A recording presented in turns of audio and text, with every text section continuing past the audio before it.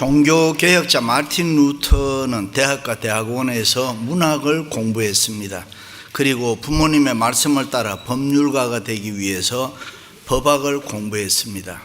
그런데 어느 날 공부를 마치고 친구와 함께 집으로 돌아오는데 폭우가 막 쏟아졌습니다. 갑자기 하늘이 캄캄해지더니 번개가 치고 벼락이 떨어졌습니다. 그리고 그 벼락에 함께 가던 친구가 맞아서 죽었습니다. 그러니 마틴 루터가 얼마나 놀랐겠습니까? 그 충격으로 하던 공부 중단하고 루터는 신부가 되기 위해서 수도원에 들어갔습니다. 루터는 깊이 인생의 허무함을 깨달으면서 좋은 신부가 되기 위해서 늘 기도하며 경건에 힘을 썼습니다. 그런데 아무리 애를 써도 마음속에 일어나는 시기, 질투, 분노, 욕심, 불신, 정욕 이런 것을 해결할 수가 없었습니다. 그래서 하루에도 몇 번씩 가슴을 찢으면서 나 나쁜 사람이야, 나쁜 놈이야, 나의 죄, 나의 허물을 어찌할꼬 탄식했습니다. 여러분이 잘 아시는 대로 로만 가톨릭에서는 죄를 지으면 그 죄를 용서받기 위해서 신부를 찾아가서 고해 성서라는 것을 하잖아요. 하루에도 몇 번씩 얼마나 자주 갔던지 나중에는 신부가 견디다 못해서 루터에게 너무 자주 오지 말라고, 죄를 좀 모아가지고 한꺼번에 오라고 그렇게 했습니다. 그러는 가운데 루터가 신부가 됐습니다. 공부를 많이 했기 때문에 비텐베르그 대학에서 교수를 했습니다. 그런데 이상합니다. 학생들에게 성경을 가르치기 위해서 성경을 공부하면 할수록 자기가 몸담고 있는 로만 가톨릭 교리가 잘못됐다는 것을 발견하게 됩니다. 어느 날 로마 교황청을 방문하게 됐습니다. 그 당시 모든 순례자들은 빌라도 계단이라고 하는 높은 계단을 무릎으로 기어 올라가면서 기도하는 일이 있었습니다. 루터도 그렇게 했습니다. 그런데 갑자기 루터의 마음속에 이렇게 하는 것이 과연 하나님을 기쁘시게 하는 일일까? 이렇게 하는 것이 성경적인가? 라고 고민을 하게 되고, 그런데 성령님께서 하나님의 말씀, 복음에는 하나님의 의가 나타나서 믿음에서 믿음에 이르게 하나니 기록된 바 오직 의인은 믿음으로 말미암아 살리라. 할렐루야. 그렇지, 성경은 믿음으로 의롭게 되고 믿음으로 산다고 했는데 내가 하는 이 일은 부질없는 쓸데없는 일이다. 그 자리에서 벌떡 일어나 독일로 돌아갔습니다. 그리고 마음으로 확신합니다. 율법 아니다, 믿음이다. 오직 믿음이다. 율법의 행위로 뭐가 되는 것이 아니고 오직 의인은 믿음으로 말미암아 살리라. 이것이 진리다.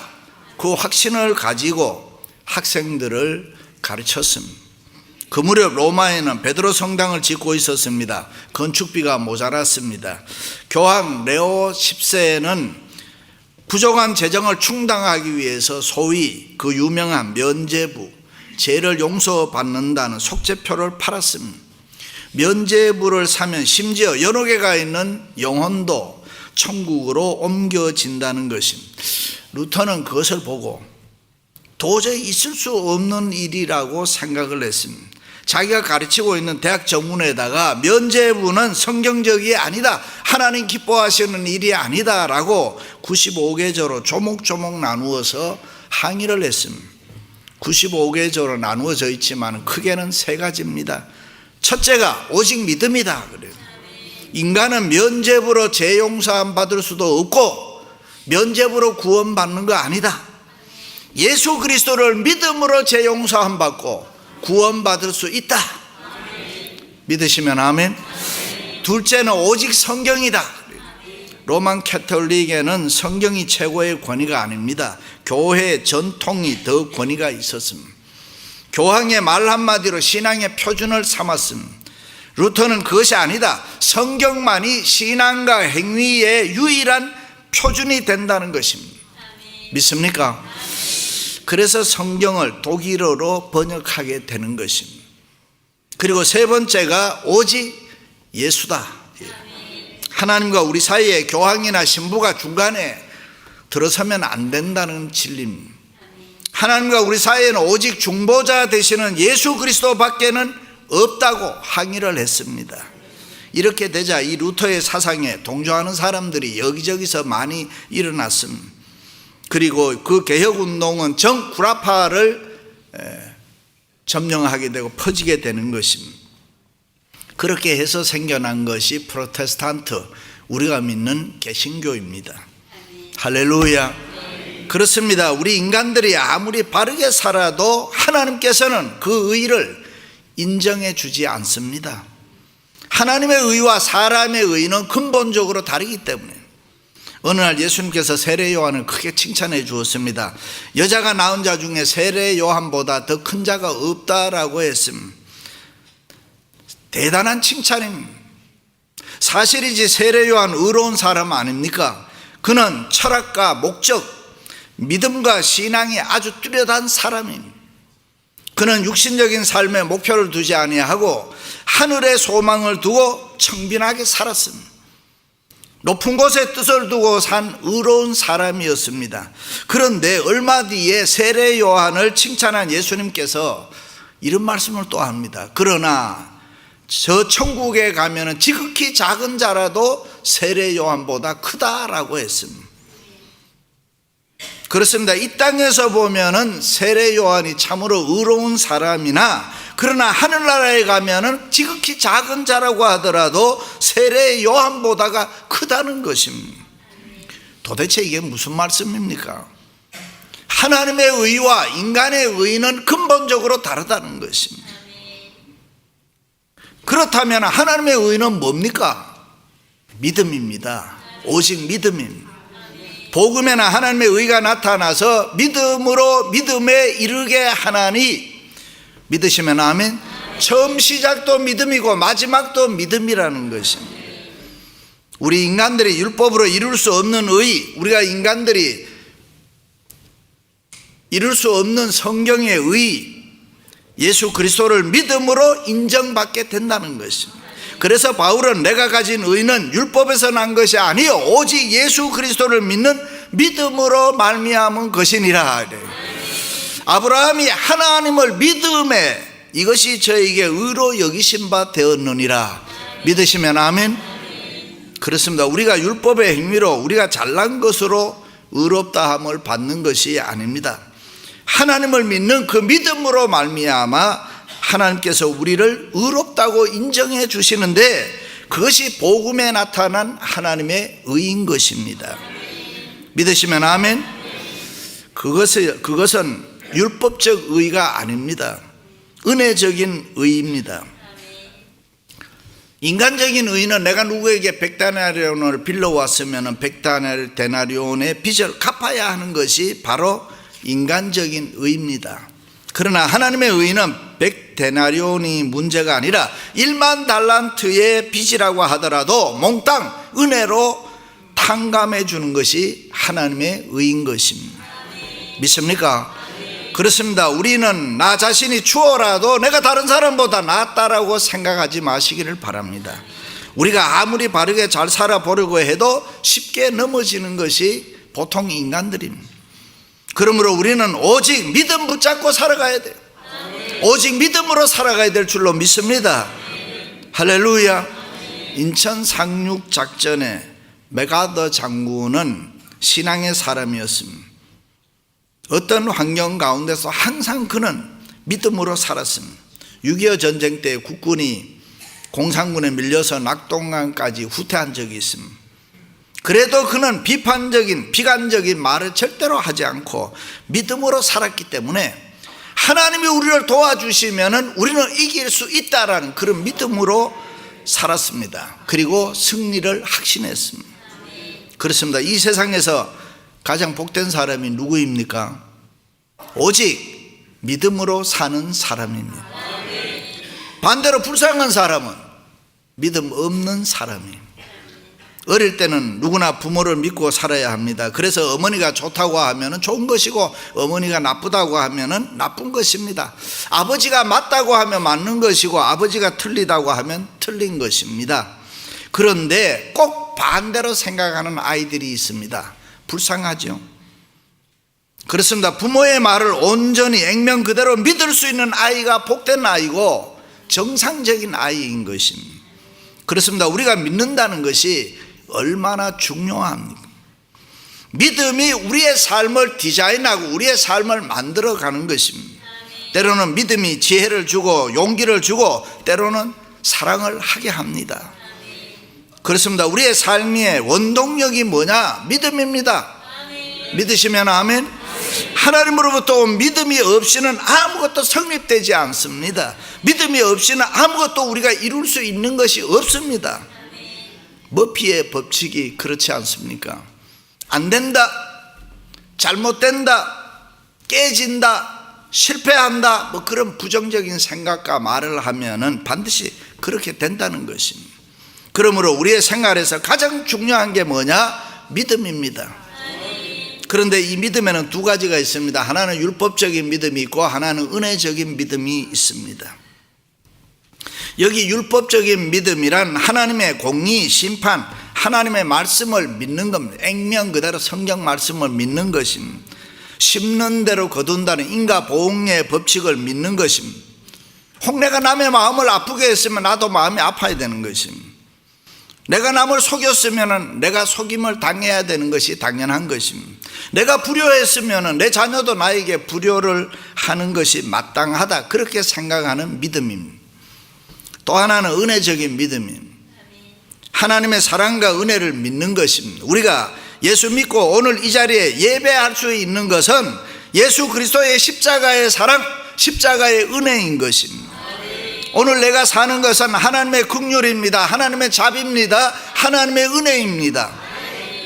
율법적인 믿음으로 보면은 안 되지만은 우리는 하나님의 은혜를 믿는 것입니다. 나의 나 된 것은 다 하나님의 은혜라. 할렐루야. 그렇습니다. 우리가 얼마나 많이 결심합니까? 우리는 우리를 못 믿어도 하나님은 우리가 믿습니다. 우리의 마음, 우리의 결심은 우리가 못 믿을 때가 있습니다. 그러나 하나님의 사랑, 하나님의 약속만은 우리가 분명하게 믿는 것입니다. 그러므로 우리는 과거, 현재, 미래를 어떤 환경과 처지에 있어도 상관없이 오직 믿음으로 살아가는 사람들이 되어야 할 줄로 믿습니다. 할렐루야. 하박국 선지자는 세상의 부조리 때문에 고민과 갈등이 많았습니다. 그가 살았을 때에 중요한 사건이 하나 일어나는데 성군이었던 요시야 왕이 죽게 되는 것입니다. 요시야 왕은 종교개혁을 비롯해서 하나님을 잘 섬겼습니다. 하나님이 복을 주셔서 요시야 왕이 통치하는 동안에 나라는 흥왕하고 백성들은 평안하고 희망과 꿈이 있는 축복의 나라였습니다. 그런데 이 요시야 왕이 죽고 나니까 정치가 부패하고 경제가 파탄나고 도덕이 문란해졌습니다. 그것을 바라보면서 하박국이 하나님, 이것은 하나님의 백성다운 하나님의 나라, 하나님의 백성다운 삶이 아니지 않습니까? 악한 사람은 망해야 되지 않습니까? 또 하나 더 있어요. 이해 못하는 게 또 있어요. 느부갓네살 왕같이 악해서 온 세계를 침략하고 예루살렘을 쳐내려 오는데 그때 이스라엘 지도자들은 하나님하고 하나님을 찾아야 되는데 애굽에 뇌물을 갖다 주었습니다. 뿐만 아니라 뭐예요? 망명 가는 사람, 애굽으로 자기만 살겠다고 도망을 가는 사람이 있어요. 이런 이스라엘의 모습을 보면서 느부갓네살 왕은 교만할 대로 교만해져서 야 이스라엘아, 애굽을 의지하는 것은 썩은 막대기 의지하는 것 같다. 도대체 너희들이 믿는 하나님이 누군데 내 손에서 너희들을 건질 수 있겠느냐, 뭐 큰 소리를 쳤습니다. 이것을 보면서 하박국 선지자가 하나님께 묻는 것입니다. 하나님, 저 죄 많은 예루살렘은 어떻게 할 것입니까? 저 악한 바벨로니아 느부갓네살 왕은 도대체 어떻게 해야 됩니까? 하나님을 못 오가는데 그냥 하나님은 두고만 보고 계실 겁니까? 그리고 성루에 올라가서 기다리고 있는데 그때 하나님께서 대답합니다. 너는 이렇게 살아라. 너는 이렇게 살아라. 두 가지입니다. 하나는 먼저 하나님의 뜻을 찾으면서 살아라. 여호와께서 내게 대답하여 이르시되 너는 이 묵시를 기록하여 판에 명백히 새기되 달려가면서도 읽을 수 있게 하라. 세상 살 때 힘든 때일수록 하나님의 뜻을 분명하게 찾아보라는 것입니다. 보통 우리가 책을 읽을 때는 앉아서 읽습니다. 걸어가면서 읽어도 어질어질하고 잘 못 읽습니다. 읽기가 힘드는데 달려가면서 읽게 하라. 무슨 뜻입니까? 너희가 어떤 형편에 있든지 지금 내 상황이 어떠하든지 이 하나님의 말씀, 하나님의 뜻을 분명하게 찾아서 알고 살아라. 그리고 그것을 증거해라 하는 것입니다. 그렇습니다. 예수 믿는 우리는 언제 어디에서나 형편과 처지를 항상 초월해야 됩니다. 하나님의 뜻, 하나님의 말씀을 분명하게 깨닫고 찾아야 되는 것입니다. 그리고 깨닫고 찾은 하나님의 뜻과 하나님의 말씀을 정확하게 증거해야 돼요. 하나님의 뜻을 바로 깨닫지 못하고 이래도 좋고 저래도 좋고 그거 아닙니다. 예수 그리스도의 말씀 복음은 길이요 진리요 생명이기 때문에 정확한 답이 있는 것입니다. 할렐루야. 예수 믿으면 천국 갑니다. 예수 안 믿으면 지옥 갑니다. 거기에 무슨 적당한 타협이 있습니까? 없습니다. 하나님의 뜻 복음은 언제나 단순합니다. 타협하면 할수록 혼란스러워지는 거예요. 하나님과 세상을 같이 섞어 놓으면 이것도 아니고 저것도 아니에요. 그래서 달려가면서 읽을 수 있게 하라. 왜 그렇게 했습니까? 그 시대가 위기였기 때문에, 불안하고 어렵고 힘든 일이 많은 시대였기 때문에. 평안한 시대라면 뭐 뛸 필요가 없죠. 그러나 전쟁이 일어나고 쓰나미가 몰려오고 토네이도가 일어나고 이러면은 위기가 찾아오면 여유 있게 걸어가지를 못하잖아요. 뛰어야 되는 거지. 그런데 이렇게 생사를 가늠하는 위기를 맞았을 때는 우리는 하나님의 말씀을 읽고 깨닫고 하나님의 뜻을 찾아야 할 줄로 믿습니다. 시간에 쫓기고 생활에 쫓기고 성도는 그럴 때일수록 하나님의 말씀을 가까이 해야 되고 하나님의 뜻을 찾아야 되는 것이고 하나님을 기쁘시게 하는 삶을 살아야 될 줄로 믿습니다. 할렐루야. 주일날 왜 결석했습니까? 라고 물으면 대개 바쁜 일이 있었습니다. 여러분, 바쁜 일이 있고 바쁜 때일수록 교회 나와야 되고 예배 드려야 되고 말씀 들어야 하는 줄로 믿습니다. 그렇습니다. 이 세상과 더불어 신령한 영적 전쟁하는 하나님의 백성들은 하나님의 말씀을 언제나 공급받아야 되고 하나님의 말씀을 가까이 해야 마귀와의 영적 싸움에서 우리가 반드시 승리하는 줄로 믿습니다. 할렐루야. 일찍이 하나님의 아들 예수님도 이 땅에 오셔서 마귀의 시험을 받을 때에 하나님의 말씀으로 물리치지 않았습니까? 그러므로 우리도 예수님처럼 하나님의 말씀을 가까이 해야 합니다. 하나님의 말씀을 듣고 언제나 하나님의 뜻을, 주의 뜻을 찾아야 됩니다.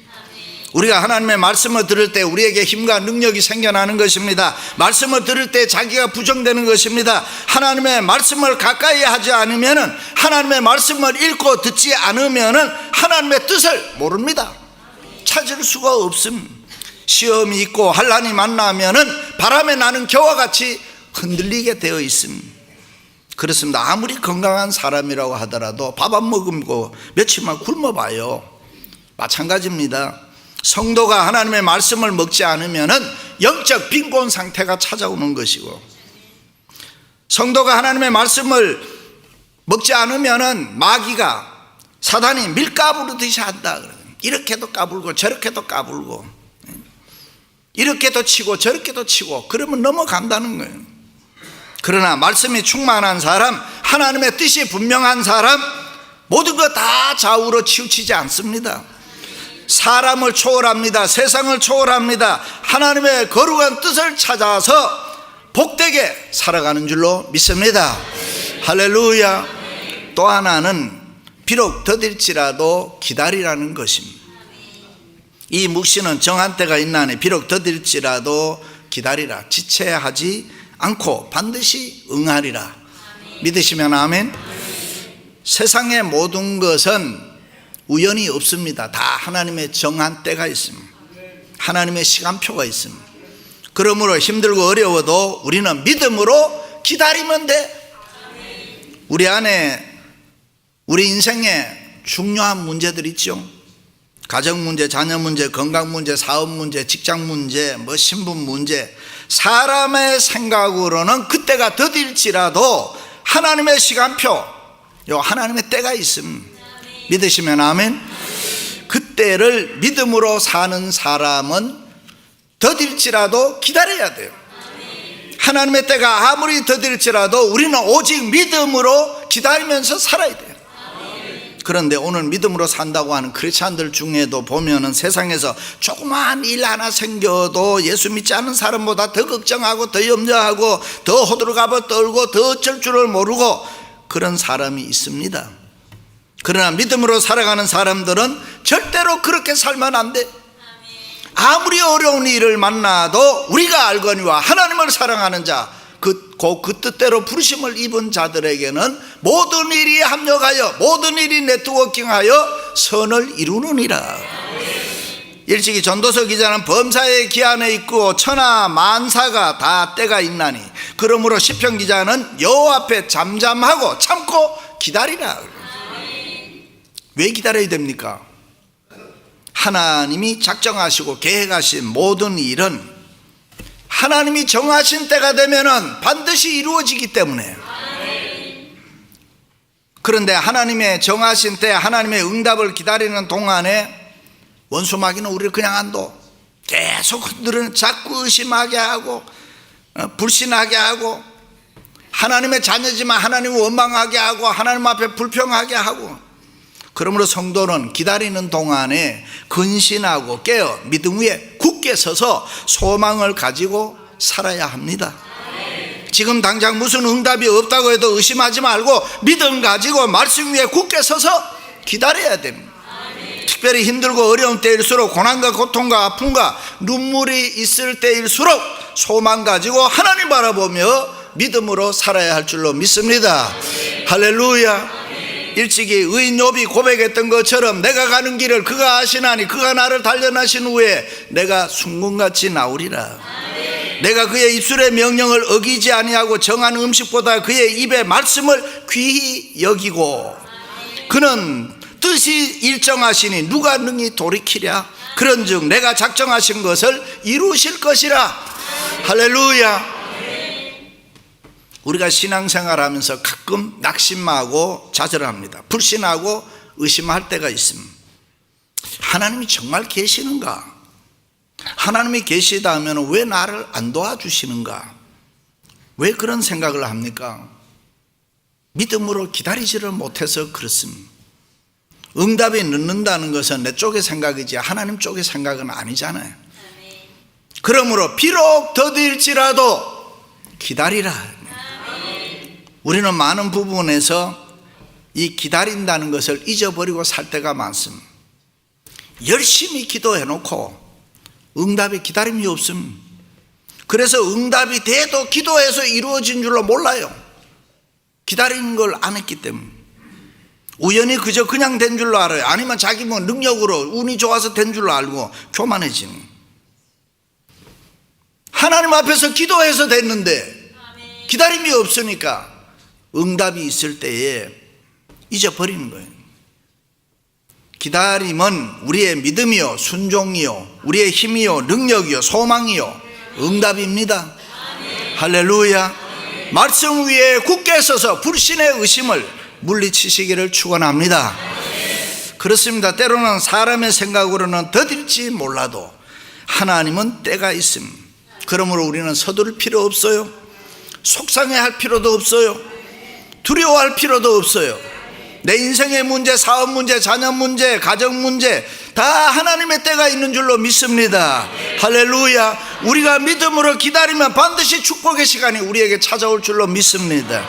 그렇습니다. 믿음으로 사는 사람 원망하지 않습니다. 불평하지 않습니다. 낙심하지 않습니다. 믿음으로 사는 사람 기도합니다. 찬송합니다. 전도합니다. 그래서 믿음으로 사는 사람에게는 불가능이 없습니다. 무엇이든지 된다고 합니다. 무엇이든지 좋다고 합니다. 할렐루야. 사랑하는 성도 여러분, 믿음으로 하나님의 뜻을 찾으며 비록 더딜지라도 기다리는 신앙으로 승리하시기를 주님의 이름으로 축원합니다.